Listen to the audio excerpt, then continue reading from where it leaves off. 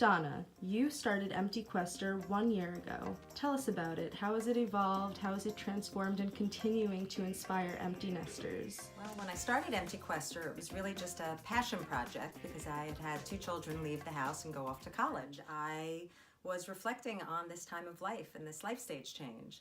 And in very short order, I realized that this was a conversation that many parents were having as to how they were going to define themselves for this long next chapter. And as a result, it's really turned into something much more than a personal blog. It's turned into a website and an Instagram and the opportunity to really engage many parents in this what's next chapter.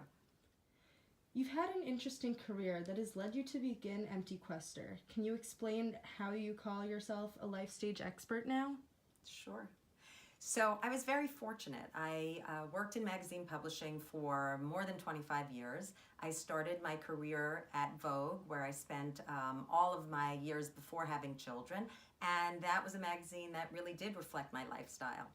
When I had my family, when I started to raise my family, I went over to Time Inc.'s parenting group.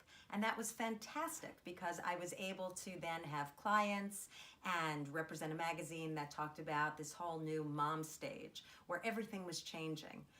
And then when I moved to the suburbs with my family, I recreated my career once again and co-launched a magazine that was a luxury lifestyle magazine for the suburbs.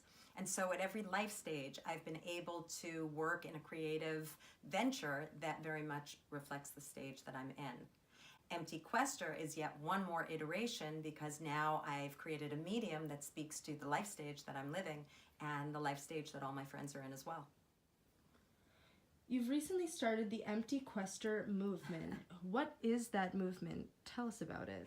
You know, after 50, you kind of have the wherewithal and the confidence to wake up one day and say, I'm starting a movement. Marketers, brands, companies, and employers have to pay attention to our rising demographic and all of our superpowers. That includes our brain power and our spending power.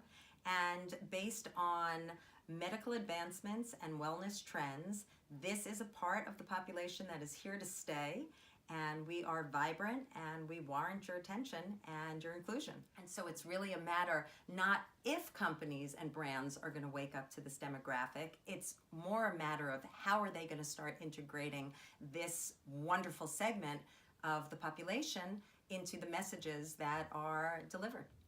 With Empty Quester, I'm doing speaking engagements, I'm doing brand collaborations, I'm writing on other bloggers' websites where we share the same community and similar messages.